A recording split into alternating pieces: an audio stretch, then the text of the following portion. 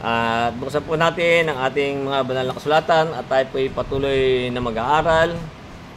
Tutuloy po natin yung ating pinag-aaralan sa 2 Korinto, Kapitulo 3. At tutuloy na po natin babasahin yung 7 hanggang sa 18. Kaya pangunahan ko po ang pagbasa, sundan lang nyo ko sa inyong mga banal na kasulatan. Kaya dito po sinasabi sa 1 Korinto 3:7, ay ito. Ngunit kung ang pangangasiwa ng kamatayan na nasusulat at naukit sa mga bato ay nangyaring may kaluwalhatian, anupat ang anak ni Israel ay hindi nakatitig sa mukha ni Moises dahil sa kaluwalhatian ng kanyang mukha, na ang kaluwalhatiang ito'y lumilipas. Paano hindi lalong magkakaroon ng kaluwalhatian ang pangasiwa ng Espiritu? Sapagkat kung ang pangangasiwa ng kahatulan ay may kaluwalhatian, ay bagkus pangang higit na sagana sa kaluwalhatian ang pangasiwa ukol sa katuwiran. Sapagkat katotohanan, ang pinaluluwalhati ay hindi pinaluluwalhati sa bagay na ito nang dahil sa kaluwalhatiang sumasagana. Sapagkat kung ang lumilipas ay may kaluwalhatian, ay lalo pang nananatili ay nasa kaluwalhatian, ay lalo pang nananatili ay nasa kaluwalhatian. Yaman ngang mayroong gayong pag-asa ay ginagamit namin ang buong katapangan ng pananalita, at hindi gaya ni Moises nagtatalukbong ng kanyang mukha upang ang mga anak ni Israel ay huwag makatitig sa katapusan niyaong lumilipas. Tatapat ang kanilang mga pag-iisip ay nagsitigas, sapagkat hanggang sa araw na ito, pagka binabasa ang matandang tipan, ang talukbong ding iyon ay nanatili na hindi itinataas, na ito'y inaalis sa pamamagitan ni Kristo. Tatapwat hanggang sa araw na ito, kailanmat binabasa ang aklat ni Moises, ay may isang nakatalukbong na nakatakip sa kanilang puso. Ngunit kailanmat magbalik sa Panginoon ay maalis ang talukbong. Ngayon, ang Panginoon ay siyang Espiritu, at kung saan naroon ang Espiritu ng Panginoon, doon ay may kalayaan. Tatapwat tayong lahat na walang talukbong ang mukha, na tumitingin gaya ng isang salamin sa kaluwalhatian ng Panginoon, ay nababago tayo sa gayon ding larawan mula sa kaluwalhatian hanggang sa kaluwalhatian na gaya ng mula sa Panginoon na Espiritu. Kaya hanggang dyan po ang ating pagbubuli-bulayan. Kaya kung ating ibabalik sa talatang 7, kaya nga sabi dito, ngunit kung ang pangasiwa ng kamatayan na nasusulat sa bato at nasusulat at naukit sa mga bato ay nangyaring may kaluwalhatian, anupat ang mga anak ni Israel ay hindi makatitig sa mukha ni Moises dahil sa kaluwalhatian ng kanyang mukha, na ang kaluwalhatiang ito'y lumilipas. Kaya nga po, ang tinutukoy nga po dito na ay yung pong mga kautusan na inukit sa bato. Ngayon po ay meron ding kaluwalhatian. Ngayon, sabi nga po dito, ngunit kung ang pangangasiwa ng kamatayan na ayun nga po ay nasusulat na okay sa bato, yun po na ay po kaya bakit po sinabi ngunit ang nangasusulat ng ang pangasiwa ng kamatayan, yun po ay sinasabi ay may kamatayan dahil nga po yun po sinasabi sa talatang 6 dito, 3:6 ditong 2 Korinto, yung pong naukit sa bato, sabi nga sapagkat ang titik ay pumapatay. Yung nga po yung mga kautusan na nasulat sa mga bato, yung po sinasabi ang titik ay pumapatay. Ngayon po ay sinasabi ay yung po nung isulat ay yung din po ay merong kaluwalhatian. Kaya nga kung ating babalik-aralan yung pong Exodo, kung paano ibinigay sa kanila ang ikasampung yung pong mga kautusan na naukit sa bato. Dito ay ating muling pag-aralan yung pong Exodo sa 24:12. Kaya nga ang sabi nga po dito,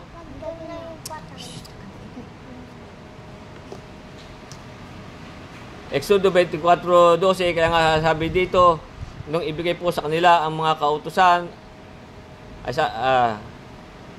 sinabi ng Panginoon, 24:12 ng Exodo, at sinabi ng Panginoon kay Moises, sampahin mo ako sa bundok at dumuong ka, at ikaw ay bibigyan ko ng mga kautusan,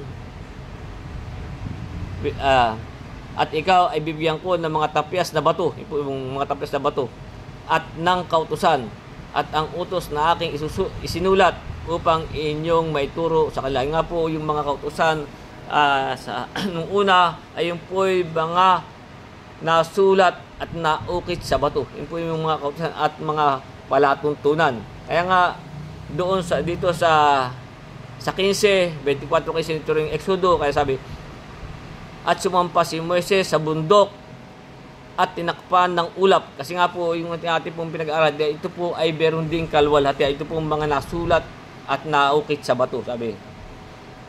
Tuloy natin po sa Exodo 24:15, sabi, at sinabi, at sumampa si Moises sa bundok at tinakpan ng ulap ang bundok. Ito nga po yung ibigay sa kanya yung mga kautusan. At ang kalwalhatian ng Panginoon ay nanahan sa ibabaw ng bundok ng Sinai, at tinakpan ng ulap na 6 na araw, at sa 7 araw ay tinawag niya si Moises sa gitna ng ulap.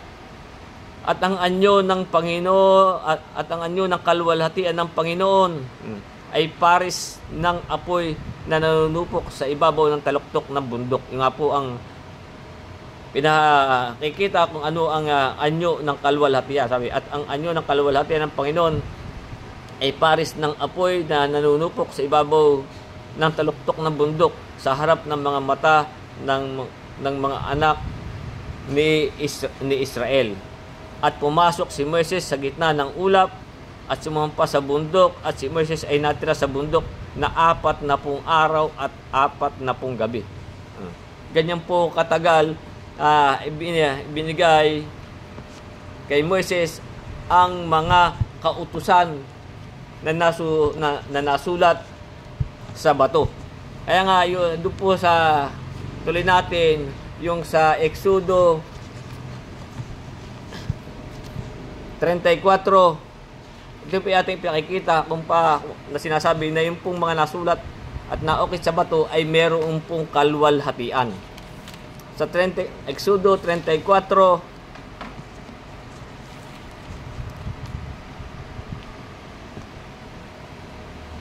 sa talatang 29,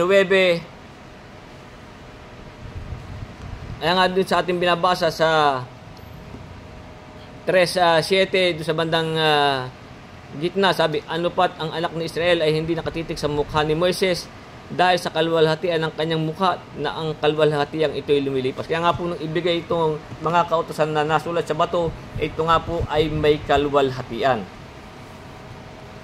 Kaya dito naman po sa Exodo 34, talatang 29, ay dito po ay sinasabi ng si Moises ay nung maibigay na ang mga kautusan na nakaukit sa bato, ay ganito po ang nangyari, sabi. At nangyari nang bumaba si Moises sa bundok ng Sinai, nadala ang tapyas na bato ng patutuo sa kamay niya. Noong bumaba sa bundok ay hindi nalalaman ni Moises na ang balat ng kanyang mukha ay nagliliwanag dahil sa nakipag-usap niya sa Diyos. Kaya nung pong si nakipag-usap sa Diyos, pati yung pong mukha ni Moises ay nagliliwanag nung siya makipag-usap sa Diyos. Kaya sabi, at nang makita ni Aaron at ng lahat ng mga anak ni Israel si Moises, narito ang balat ng kanyang mukha ay nagliliwanag, at sila'y natakot at lumapit sa kanya. At tinawag sila ni Moises at si Aaron at ang lahat ng puno sa Israel ay nagbalik sa kanya, at si Moises ay nagsalita sa kanila. At pagkatapos, ang lahat ng mga anak ni Israel ay lumapit at kanyang ibinigay sa kanila sa pamamagitan ng utos ang lahat ng salita ng Panginoon na silita sa kanya sa bundok ng Sinai. At pagkasalita sa kanila ni Moises ay naglagay siya ng isang lambong sa kanyang mukha. Yung nga po, pagka po sinasalita po yung pong mga utos at pa sila po nakaharap kay Moises nung siya bumaba sa Sinai at kaharap ang Israel po naglalagay ng lambong sa mukha at sa ulo. Kaya sabi, at pagkasalita sa kanila ni Moises, ay naglagay siya ng isang lambong sa kanyang mukha. Datapwat pagka si Moises ay pumapasok sa harap ng Panginoon upang makipagsalita sa kanya, ay nag-aalis siya ng lambong hanggang siya'y makalabas. At siya'y lumabas at kanyang sinalita sa mga anak ni Israel ang iniuutos sa kanya. At nakita ng mga anak ni Israel ang mukha ni Moises, na ang balat ng mukha ni Moises ay nagliliwanag. Hindi nga po sila makatitig. Nung pong kunin yung mga kautusan na nasusulat sa bato, sabi, at nakita ng anak ni Israel ang mukha ni Moises, na ang balat ng mukha ni Moises ay nagliliwanag. At inilagay uli ni Moises ang lambong sa ibabaw ng kanyang mukha hanggang siya makapasok at makipagsalitaan sa Diyos. Kaya nga po, yung pong mga ito ay merong pong kaluwalhatian. Yung pong mga kautusan na binigay sa Israel ay sinasabi ito'y may kaluwalhatian. Pero yung po itong kaluwalhatian na yun ay nasabi lumilipas. Kaya ulit natin yung 3:7. Ngunit kung ang pangasiwa ng kamatayan, kaya nga sabi nga po, yung pong mga titik na ay pumapatay. At kung sa pangasiwa ng kamatayan ay nasusulat at nauukit sa mga bato, ay nangyari may kaluwalhatian. Nga po, nung ibigay sa kanila yon ay may kaluwalhatian. Ano pat ang mga anak ni Israel ay hindi nakatitig sa mukha ni Moises dahil sa kaluwalhatian ng kanyang mukha, na ang kaluwalhatiang ito'y lumilipas. Kaya nga sa 8, ang sabi, paanong hindi lalong mayroong ng kaluwalhatian ang pangasiwa ng Espiritu. Ngayon po tayo, nung siya po'y tumipan ng bago, ang Diyos, kaya nga sabi dito paanong hindi lalong magkakaroon ng kaluwalhatian ang pangasiwa ng Espiritu. Kaya nga po, ang mga apostol po, sina Pablo, ay sila na po ang mga ministro ng bagong tipan. Yung po ay sinasabi ay ang pangasiwa ng Espiritu. Kaya nga kung ibabalik natin sa 3:6 nitong 2 Korinto, sabi, nasa amin naman ay nagpaging sapat mga ministro ng bagong tipan. Sabi, hindi ng titik, hindi po yung mga naukit sa bato, yung po kayo, hindi po sila ang tagapangasiwa. Hindi po sila ang ministro doon. Sabi, hindi ng titik, kundi ng Espiritu. Sapagat ang titik ay pumapatay, datapwat ang Espiritu ay nagbibigay ng buhay. Kaya nga po, ito po yung sinasabi sa 8, paano hindi lalong nagkakaroon ng kaluwalhatian ang pangasiwa ng Espiritu. Sapagat nga po, ang sinasalita na po nina Pablo ay na pinangangaral nila ay yung pong Ebanghelyo. Sila po ay mga ministro na ng bagong tipan. Kaya nga sapagkat nasabi ng ating Panginoon Kristo sa mga apostol bago siya umakyat, ipangaral ninyo ang Ebanghelyo.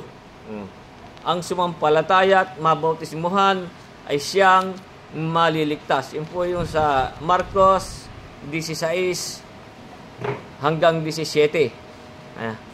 Kaya nga, yan po siya sabing na may pangasiwa ng Espiritu. Sapagat ina po ng ipangaral po ng mga apostol at ni na Pablo, sila po ay ministro ng bagong tipan. Ang ipinangaral na po nila ay Ebanghelyo. Kaya nga sa Marcos 16 hanggang 17, sabi ng ating Panginoon Kristo sa mga apostol, at sinabi, sinabi po sa 15, at sinabi sa kanila, magsiyahon kayo sa buong sanlibutan at inyong ipangaral ang Ebanghelyo sa lahat ng kinapal. Kaya nga sila na po ang ministro ng bagong tipan. Ang sumampalataya at mabautismuhan ay maliligtas. Datapwat ang hindi sumampalataya ay parurusahan.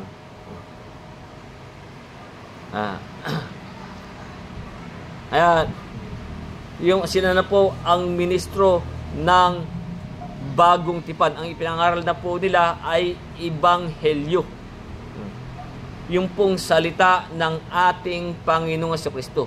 Sapagkat ang salita po ng ating Panginoong Jesucristo, ang sabi ay pawang espiritu at pawang buhay.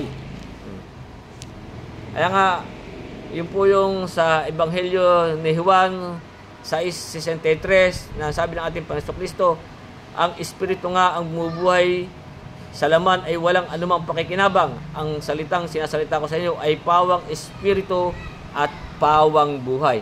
Ito nga po ay sinasabi sa ating pag-aaralan sa 3:8, paanong hindi lalong magkakaroon ng kalwalhatian ang pangangasiwa ng espiritu. Ito nga po ang pinangangaral ng mga apostol na sila yung mga ministro ng bagong tipan ay ang salita na po ng ating Panginoon Kristo. Kaya sa 9, sabi, sapagkat kung ang pangasiwa ng kahatulan ay may kalwalhatian, yung mga po yung mga mga nasulat sa bato. Sapagkat kung ang pangasiwa ng kahatulan ay may kalwalhatian, ay bagkus pangang higit na sagana sa kalwalhatian ang pangasiwa ukol sa katuwiran.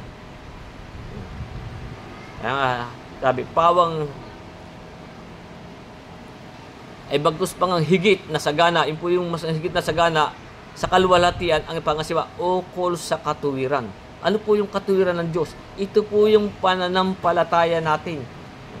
Wala pong ibang katuwiran ng Diyos kundi ang masampalataya na natin ang ating Panginoong Jesucristo. Kaya nga po mas lalong sagana po sa kalwalhatian yun. Yung nga po yung pananampalataya sapagkat siya po ang namagitan sa bagong tipan. Kaya nga yung pong Roma Kapitulo 3 talatang 21, kaya nga sinasabi dito, datapat ngayong bukod sa kautusan ay pinahayag ang isang katuwiran ng Diyos. Ito po yung tinutukoy dito, yung pangangasiwang ukol sa katuwiran. Sabi, datapat ngayong bukod sa kautusan ay pinahayag ang isang katuwiran ng Diyos na sinasaksihan ng kautusan at ng mga propeta. Sa mga bagay, ang katuwiran ng Diyos, ano po yun? Sa pamamagitan ng pananampalataya kay Kristo Jesus sa lahat ng nagsisampalataya sapagkat walang pagkakaiba. Kaya nga po ang pinangaral ng mga nina Pablo at ng mga apostol ay yung pong ebanghelyo. Yan po ang sila po ang nangangasiwa na ukol sa katuwiran. Kaya nga dito sa Roma Kapitulo 1 sa talatang 16 at saka 17, kaya nga sabi dito, sapagkat hindi ko ikinahiya ang ebanghelyo, sapagkat siyang kapangyarihan ng Diyos sa ikaliligtas ng bawat sumasampalataya.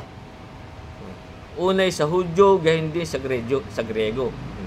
Sapagkat dito ang katuwiran ng Diyos ay nahayag mula sa pananampalataya hanggang sa pananampalataya.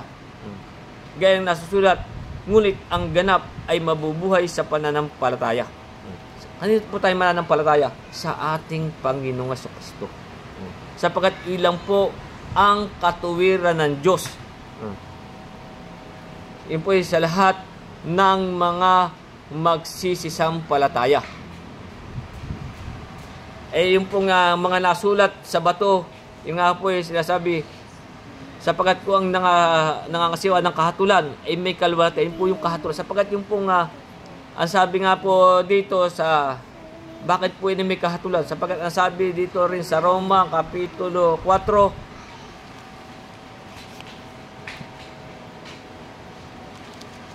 sa talatang 15, yan pong kautusan na yan, ang sabi, sapagkat ang kautusan ay gumagawa ng galit. Sapagkat nga po yun po, hindi po sila doon nanatili. Sinira po nila. Kaya nga sabi, sapagkat ang kautusan ay gumagawa ng galit, datapat kung saan walang kautusan ay wala ring pagsalangsan.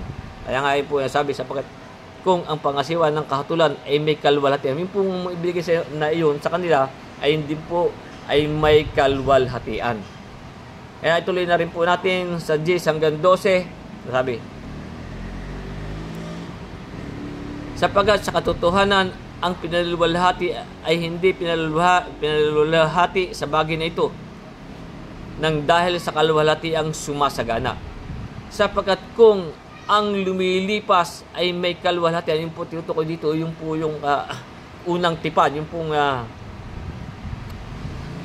po yung mga nasulat nung unang tipan. Sabi, sapagkat kung ang lumilipas ay may kaluwalhatian, lalo pang nanatili ay nasa kaluwalhatian. Lalo pang nanatili ay nasa kaluwalhatian. Sapagkat kung makikita natin, yung pong sabi sa Hebreo Kapitulo 8 sa talatang 13, sabi, doon sa sinasabi niya, isang bagong tipan, sabi, ay niluma niya ang una. Kaya dapat ang magiging luma ay tumatanda at malapit ng lumipas. Kaya nga po, yung nga sinasabi dito, sapagkat kung ang lumilipas ay may kaluwalhatian, yun po yung mga sa unang tipan, yun po yung lumilipas, ay lalo pang nanatili ay nasa kaluwalhatian, sabi. Yamang ngang merong gayong pag-asa ay ginagamit namin ang buong katapangan ng pananalita. Yung nga po, sila po ay ministro na ng bagong tipan. Kaya nga po, ginagamit namin ang buong katapangan ng pananalita. Kaya nga, dito pa rin sa Hebreo, sapagkat yung pong ating Panginoon Kristo ay siya nga po ang tagapamagitan ng bagong tipan. Dito sa Hebreo 12, talatang 24, ang sabi nga dito, at kay Jesus na tagapamagitan ng bagong tipan at dugong pangwisik na nagsasalita ng lalong mabuti kaysa dugo ni Abel. Kaya nga po, siya nga po ang tagapamagitan ng bagong tipan, ang ating pong Panginoon si Kristo. At dito rin sa 8:6 ng Hebreo, kaya nga sabi, datapat ngayon kinamtan niya ang ministeryong lalong marangal, palibas ay siya'y tagapamagitan ng isang tipang lalong magaling na inilagda sa lalong mabubuting pangako. Siya nga po ay ang tagapamagitan ng isang tipang lalong magaling. Yung nga po ito pong siya ng tubipan po ang Diyos ay siya po ang tagapamagitan. At dito rin sa 9, Hebreo 9,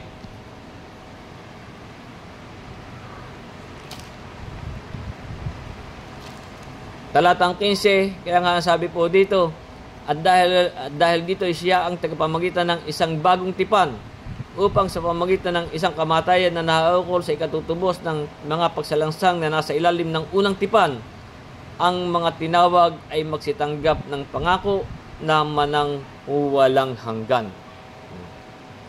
At dito rin sa Hebreo 10, talatang 9, kaya nga sabi niya dito, saka sinabi niya, narito ako'y pumarito upang gawin ang iyong kalooban. Inalis niya ang una upang itatag ang ikalawa. Kaya nga po, yan siya po ang tagapamagitan ng bagong tipan. At dito rin sa ikalawang Korinto, Kapitulo 5, kaya nga sa talatang 17, kaya nga po ang sabi dito ni Pablo, kaya't kung ang sinuman ay kay Kristo, siya'y bagong nilalang. Ang mga dating bagay ay nagsilipas na, narito sila'y pawang naging mga bago. Kaya nga po, sila po ang mga ministro ng bagong tipan. Kaya kung tayo po'y kay Kristo, kaya nga sabi, kung ang sino man ay kay Kristo, siya'y tayo po'y mga bagong nilalang. Tayo po ang mga tinawag sa bagong tipan. Kaya nga yun ang sinabi sa atin sa Hebreo 9:15, sa bandang dulo, ang mga tinawag ay magsitanggap ng pangako na manang walang hanggan. Ulit natin sa itaas, sabi. At dahil dito siya ang tagapamagitan ng isang bagong tipan upang sa pamagitan ng isang kamatayan na ukol sa ikatutubos ng mga pagsalangsang na nasa ilalim ng unang tipan. Sapagkat nga po, yung pong mga Israel, yung pong mga kautusan doon ay sila po'y kanilang sinalangsang, sabi. Sa pamagitan ng isang kamatayan na ukol sa ikatutubos ng mga pagsalangsang na nasa ilalim ng unang tipan. Nga po sinira nila. Sila po hindi na natili. Sabi, ang mga tinawag ay magsitanggap ng pangako na manang walang hanggan. Kaya nga tayo po'y lumalakad sa bagong tipan. Kaya nga sabi nga sa 12, yamang ngang merong gayong pag-asa ay ginagamit namin ang buong katapangan ng pananalita. Kaya sa 13, ang sabi, hindi gaya ni Moises na nagtalakbong ng kanyang mukha upang ang mga anak ni Israel ay huwag makatitig sa katapusan niyaong lumilipas. Yung nga po yung unang tipan. Yung po mga palatuntunan at mga kautusan doon ay yung po, ang sabi, ay malapit ng lumipas. Hindi na po iyon ang ating nilalakaran sa panahong ito sa batang tipan. Tayo po'y lumalakad na sa kautusan na ng ating Panginoong Hesukristo. Kaya nga, ang sabi dito sa Galacia, Kapitulo 3, talatang 23, kaya nga sabi dito di Pablo, Galacia 3:23, ngunit bago dumating ang pananampalataya, ay nabibilanggo tayo sa ilalim ng kautusan. Yun po yung kautusan ni Moises. Na nakukulong tayo hanggang sa ang pananampalataya ay ipahahayag pagkatapos. Ano pat, ang kautusan ay siyang naging tagapagturo natin upang ihatid tayo kay Kristo. Upang tayo ariing ganap sa pamamagitan ng pananampalataya. Sapagkat hindi na po tayo ariing ganap sa mga yun po kay Moises. Yun po yung sabi nga dito sa Gawa 13:39, sabi, at sa pamagitan niya ang bawat mananampalataya inaaring ganap sa lahat ng mga bagay. Sa mga ito hindi kayo aaring ganap sa pamagitan ng kautusan ni Moises. Kaya nga yung sabi nga po dito sa 3:24 nitong Galacia, ano pat ang kautusan ay siyang tagapagturo natin upang ihatid tayo kay Kristo, upang tayo aring ganap sa pamamagitan ng pananampalataya. Hindi na po tayo aring ganap kung doon pa tayo lalakad sa mga kautusan ni Moises at mga palatuntunan, sabi. Sa 25, sabi, datapot ngayon dumating na ang pananampalataya. Ito po yung katuwiran ng Diyos. Ay wala na tayo sa ilalim ng tagapagturo, sapagkat kayong lahat ay mga anak ng Diyos. Tayo po ay magiging anak na ng Diyos sa pamamagitan ng pananampalataya kay Kristo Jesus. Kaya sapagkat ang lahat na sa inyo binautismo kay Kristo ay binibihis ni Kristo. Kaya tayo ay pawang naging mga bago. Nangako tayo kay Kristo. Kaya nga ulitin ko yung 5:17 ng ikalawang Korinto, sabi, kaya kung ang sino man ay kay Kristo, siya ay bagong nilalang. Ang dating bagay ay nagsilipas na, narito siya ay pawang naging mga bago. Kaya nga yun po yung sinasabi sa atin dito sa 13, sabi, at hindi gaya ni Moises na nagtakbong ng kanyang mukha upang ang anak ni Israel ay huwag magsititig sa katapusan niyaong lumilipas. Sa 14, kaya nga sabi, datapwat ang kanilang mga pag-iisip ay nagsitigas. Yung nga pong mga maging sa mga hintil, pero din po ganyan, mga nagsitigas ang pag-iisip. lalong-lalo na po ang Israel.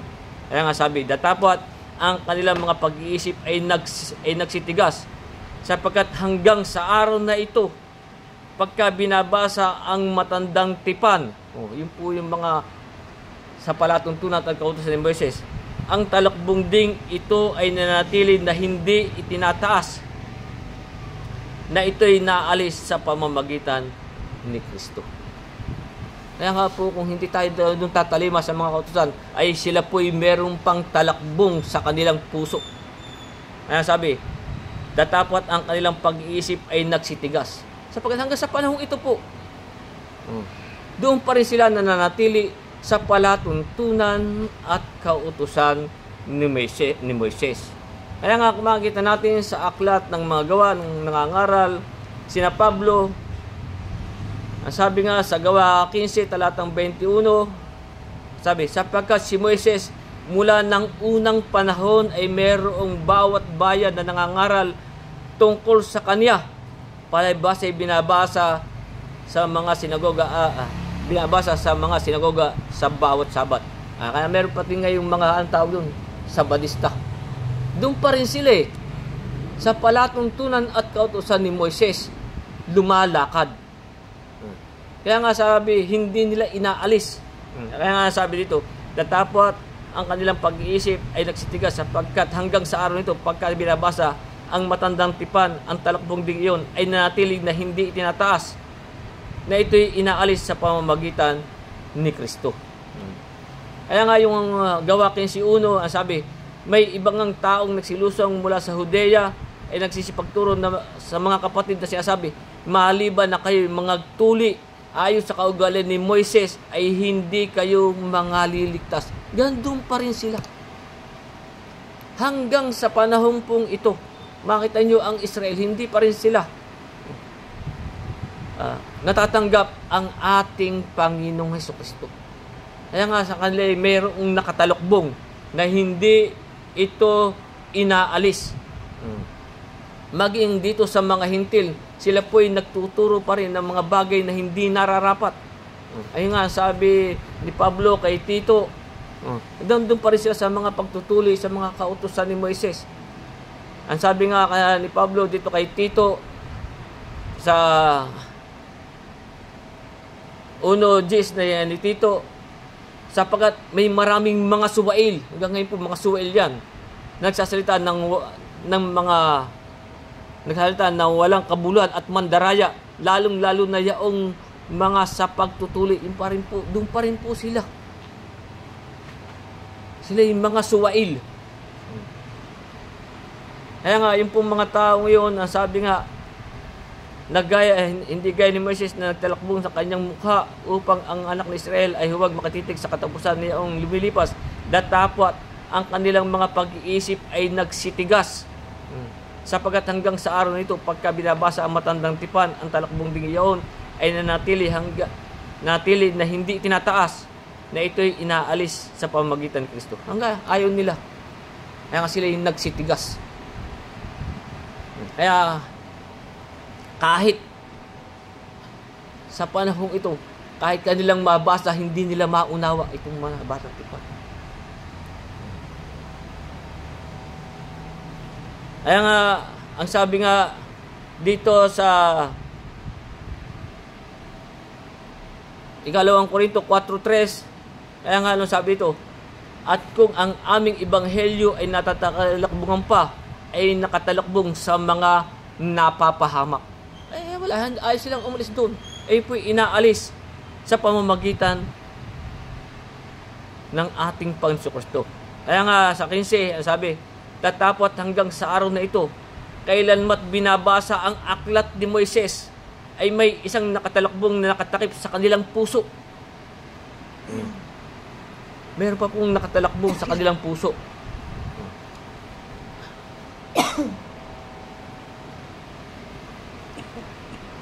Kaya nga, sila po, kung sila'y nananatili pa diyan, na ang sabi nga po dito sa Galacia, na yung pong, dito po sa aklat ni ng Efeso, yan po inalis na. Ang sabi po dito ni Pablo sa Efeso Kapitulo 2, sa talatang 15, sabi, na inalis na ang pagkakaalit sa pamamagitan ng kanyang laman. Kahit kautusan na may mga batas at palatuntunan, inalis na nga po iyan, upang sa dalaway dalangin sa kanyang sarili ang isang taong bago. Sa ganito ginagawa ang kapayapaan. Inalis na nga po iyan eh. Hanggang ngayon po ay sila nagsitigas ang kanilang puso.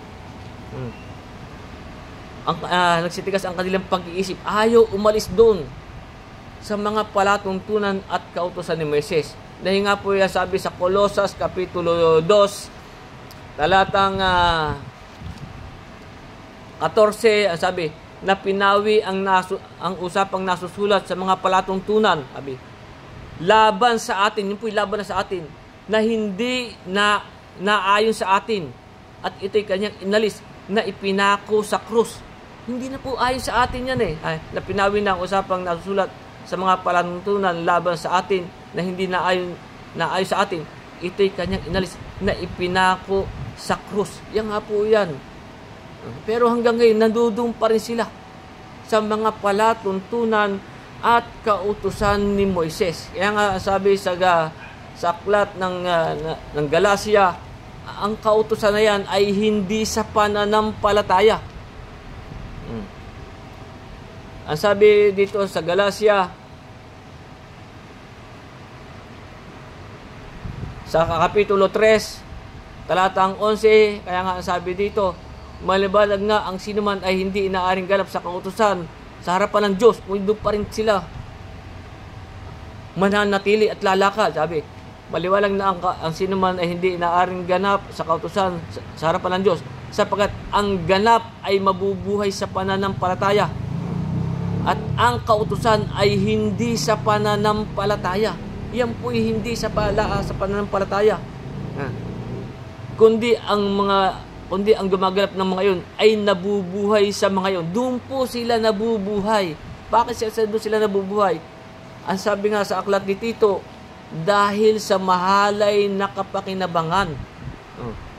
Nasabi sa 1:11 ni Tito, ang kanilang mga bibig ay narapat matikong mga taong nagsisipanggulo sa buong sambahayan, na nagtuturo ng mga bagay na di nararapat dahil sa mahalay na kapakinabangan. Kaya nga po yun ay kanila pang itinuturo.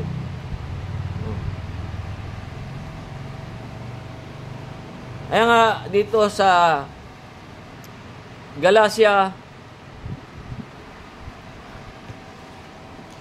Kapitulo 2, sa talatang 16, ang sabi nga ito, bagaman nalalaman na ang tao'y hindi inaaring ganap sa gawang ayon sa kautusan. Alam nila yun, yung ibang mga nangangaral. Kasi nga ang sa kanila ay doon sa mahalin na kapakinabangan eh. Doon sila nga nabubuhay eh. Kaya nga sabi, bagaman nalaman na ang tao hindi inaaring ganap sa mga gawang ayon sa kautusan, maliban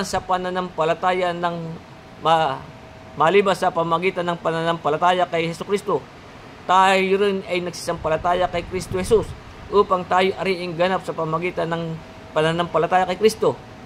At hindi dahil sa mga gawang ayon sa kautusan. Hindi po dahil sa mga gawang ayon sa kautusan. Yung po yung kay Moises, yung mga palatungtol, sabi, hindi dahil sa mga gawang ayon sa kautusan, sapagkat ang gawang ayon sa kautusan ay hindi inaaring ganap ang sinuman. Ang sinumang laman, hindi tayo aaring ganap dun eh. Kaya nga sabi sa 17, ngunit kung samantalang ating pinagsisikapan na tayo ariing ganap kay Kristo, pero doon pa rin tayo, kumukuha pa rin tayo ng mga, nagpapatupad pa rin tayo ng mga gawang ayon sa kautusan. Sabi, ngunit kung samantalang ating pinagsisikapan na tayo ariing ganap kay Kristo, ay tayo masusumpungang makasalanan. Si Kristo bagay ministro ng kasalanan, huwag nawang mangyari. Paano itinuturo ang ating Panginoon Kristo, pero ang kanilang mga turo at ipinatutupad sa mga tao ay yung pa rin mga ayon sa gawang kautusan at palatuntunan ni Moises. Kaya nga, dito sa Galacia Kapitulo 5,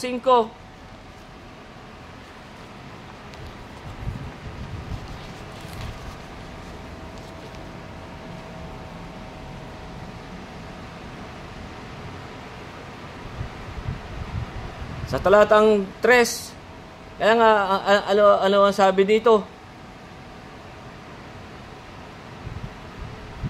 Oo, pinatutuhanan kong muli sa bawat taong tumatanggap ng pagtutuli. Yun po yung sa mga kautusan ni Moises, na siya ay may kautangang tupad ng buong kautusan. Dapat yung pong buong kautusan ay kanilang tutuparin. Ano po ang kinukuha ng mga ibang mangaral ngayon? Po, yan po'y palatuntunan sa matandang tipan. Paghahandog ng mga bata. At marami pang iba pong, yun po ang kanilang kaya kinukuha. Kaya nga sabi, pinatutuhanan kong muli sa bawat taong tumatanggap ng pagtutuli na siya mayroong katawang tupad ng buong dapat yung po, kung gusto natin doon tayo sa mga palatuntunan at kautusan, dapat buo yung lahat. Tutuparin natin. Sabi sa 5:4, kayo'y hiwalay kay Kristo.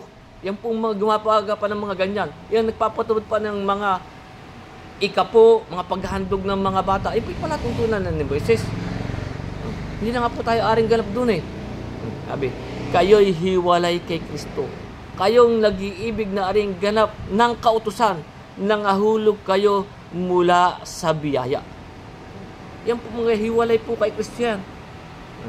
Yan po yung mga nahulog mula sa biyaya.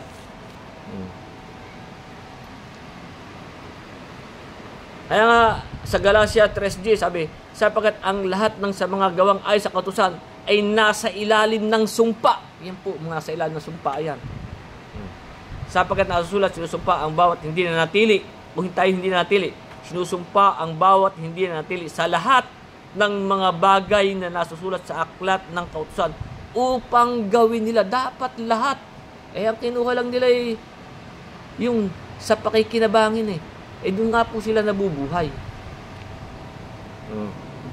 Kaya nga, hindi na po tayo doon nga po inalis na sa atin Tinubos na nga po tayo doon Yung nga po yung binasa ko sa inyo sa Colosas inalis na.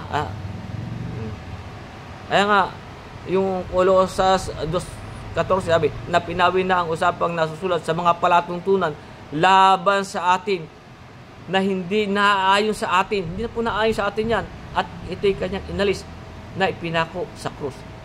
Tingnan po ninyo, ang sina Pablo at saka ang mga apostol, sila po ang ministro ng bagong tipan.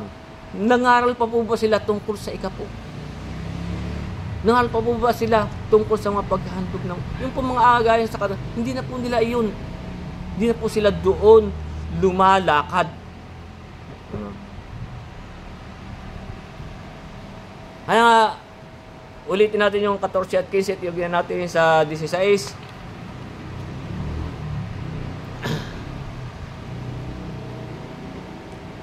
Datapwat ang kanilang pag-iisip ay nagsitigas. Yan. Sapagkat hanggang sa araw na ito, pagka binabasa ang matandang tipan, kasi doon pa rin po sila kumukuha ng aral upang lakaran nila sa kanilang lakad sa pananampalataya. Sapagkat hanggang sa araw na ito, pagka binabasa ang matandang tipan, ang talakbong ding iyon ay natiling hindi inaalis. Na ito'y inaalis sa pamamagitan ni Kristo. Datapot hanggang sa araw na ito, kaya naman binabasa ang aklat ni Moises, ay may isang nakatalakbong na nakatakip sa kanilang puso. Sabi sa Dise, ngunit kailanman magbalik sa Panginoon ay maaalis ang talakbo. Kaya nga, dapat doon po na tayo susunod sa mga kautusan ng ating Panginoong Hesukristo. Yun po hindi nila inaalis. Na sabi nga sa Galacia 6, sundin ninyo ang kautusan. Sa kautusan po ba ng ating Panginoong Hesukristo, iniutos pa rin po ba yung paghahandog ng mga bata, pagbibigay ng mga ikapo? Wala na po. Wala na po sino po mga apostol ng ating Panginoon Kristo. Hindi na nga po itinuro yan eh. Kaya nga sabi sa Galacia 6:2, magdalahan kayo ng mga pasanin ng isa't isa. Tuparin ninyo ngayon ang kautusan ni Kristo. Doon na po tayo lalakad sa kautusan ng ating Panginoong Hesus Kristo. Kaya nga sa unang Korinto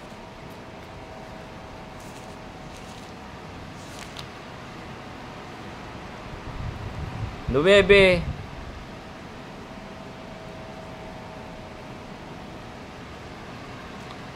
kaya nga sabi, hindi po, sa ano lang,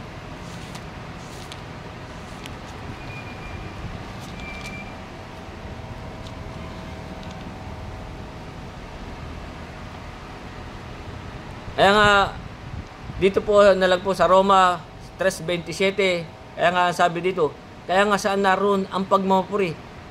Ito'y hiwalay na. Hiwalay na po tayo dun sa palatungtunan ni Moises, sabi. Kaya nga saan naroon ang pagmamapuri? Ito'y hiwalay na. Sa pamagitan ng anong kautusan ng mga gawa? Hindi. Kundi sa pamagitan ng kautusan ng pananampalataya. Dahil na po tayo lumalakad sa kautusan ng pananampalataya. Hiwalay na po tayo doon sa kautusan at palatuntunan ni Moises. Kaya dito sa Roma Kapitulo 10, talatang 4, kaya nga sabi dito, sapagkat si Kristo ang kinauwian ng kautusan sa ikatutuwid ng bawat sumasampalataya.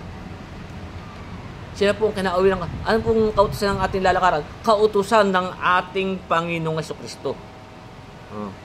Kaya dito sa Roma 10:11 sabi, sapagkat sinasabi ng kasulatan, ang lahat na sa Kanya'y magsasampalataya ay hindi mapapahiya. Kung doon na po tayo lalakad sa kautusan ng ating Panginoong Jesucristo.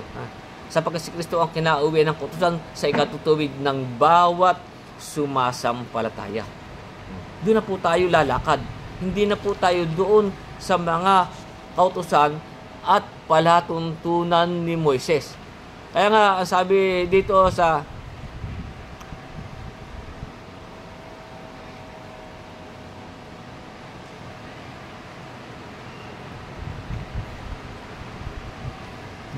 Roma Kapitulo 3:31, ang sabi dito ay, niwawala kaya nating kabuluhan ang kautusan sa pamagitan ng pananampalataya? Yun po yung kautusan ni Moises. Sabi, niwawalang kaya nating kabuluhan ang kautusan sa pamagitan ng pananampalataya?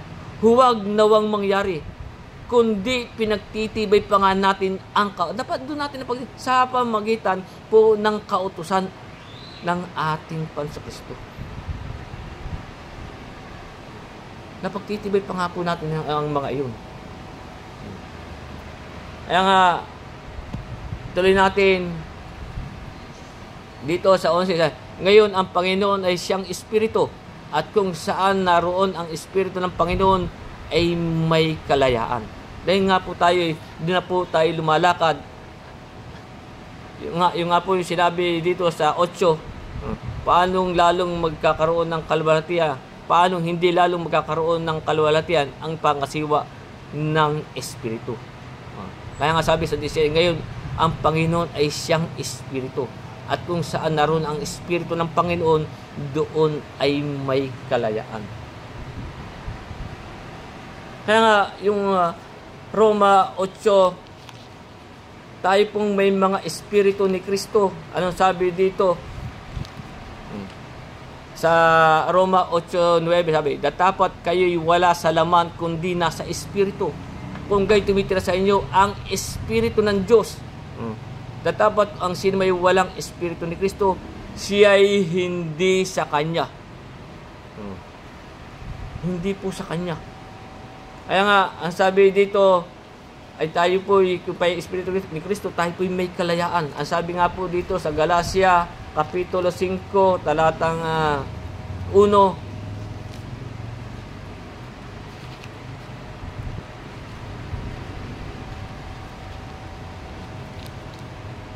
sa kalayaan ay pinilaya tayo ni Kristo. sabi, magsitibay nga kayo at huwag na kayong pasakop sa muli sa pamatok ng pagkaalipin. Kaya nga yun ang sabi sa atin, ngayon ang Panginoon ay isang espiritu at kung saan naroon ng espiritu ng Panginoon, doon ay may kalayaan. Tayo po'y pinalaya na.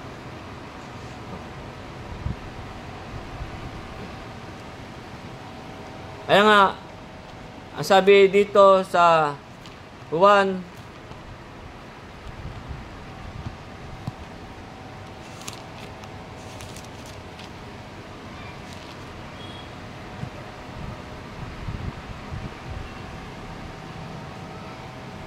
Juan Kapitulo 4, talatang 24, ang Diyos ay Espiritu.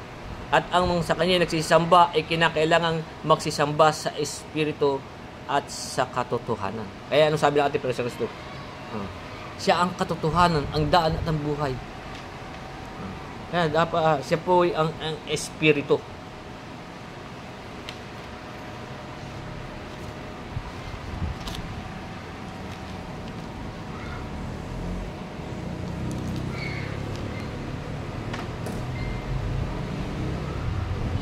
Kaya nga, ang sabi sa atin ni Pablo sa Efeso 3:17, kaya nga sabi sa atin na si Kristo'y manahan sa inyong mga puso. Dapat po siya ang manahan sa ating mga puso sa pamamagitan ng pananampalataya upang kung kayo'y mag-ugat at magtumibay sa pag-ibig, dapat po siya ang nasa ating puso.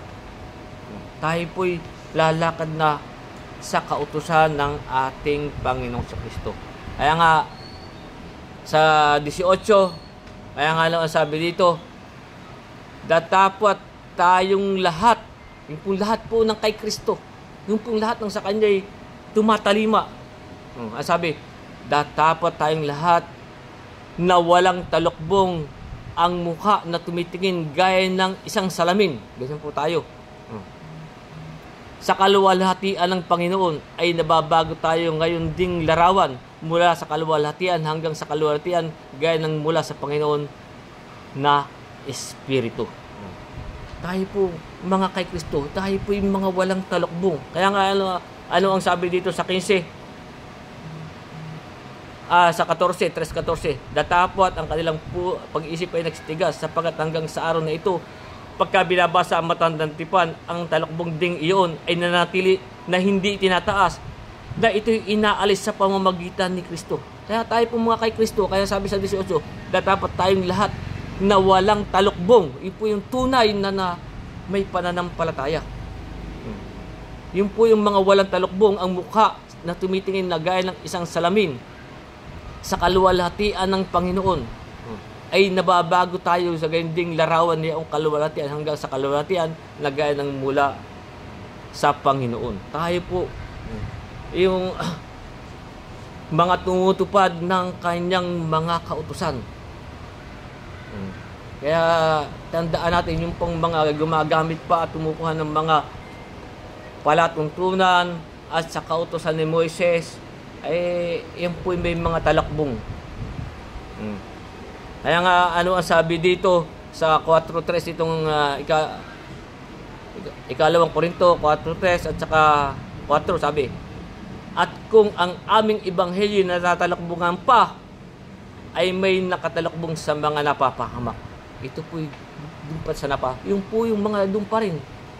Kaya nga sabi, kung sila'y nagsitigas ang pag-iisip, ang sabi nga dito sa 4:4 ng ikalawang Korinto, na binulog ng Diyos ng salibutang ito ang pag-iisip ng mga hindi nagsisisampalataya.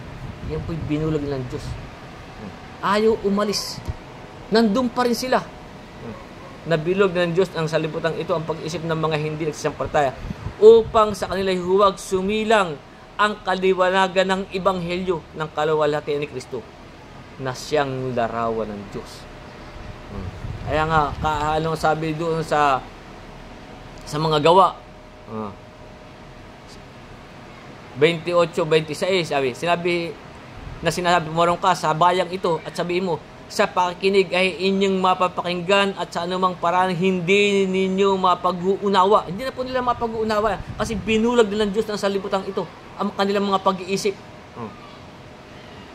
sa pagtingin ay inyong makikita sa anumang para ay hindi ninyo mamamalas. Sapagkat kumapal ang puso ng bayang ito at mahirap makarinig ang kanilang tenga at kanilang ipinikit ang kanilang mga mata. Baka sila'y makakita ng kanilang mata at makarinig ng kanilang tenga at makakanawa ang kanilang puso at magbalik loob at sila'y aking pagalingin. Kaya nga, yung pong mga hindi inaalis ang talukbong, ay talaga pong hipoy kumapal na ang puso. Nasabi nga, na binulag na ng Diyos ng salipulang ito ang mga pag-iisip ng mga hindi na ayaw po silang tumalima sa ating Panginoon upang sa kanila huwag sumilang ang kaliwanagan ng Ebanghelyo ng kaluwalhatian ni Kristo na siyang larawan ng Diyos. Kaya nga yung sa 3:16 itong ating pinag-aaralan, ngunit kailanman magbalik sa Panginoon ay maalis ang talukbong. Ay ayaw nilang umalis doon. Doon sila nananatili. Bakit? Sa mahalin na kapakinabangan. Yun lang ang kanilang kainin. Dapat kung sila patutupad nila yun, dapat yung buong kautusan. Kaya hanggang dyan na po muna ang ating pag-aaral. Tutuloy natin sa susunod nating pag-aaral.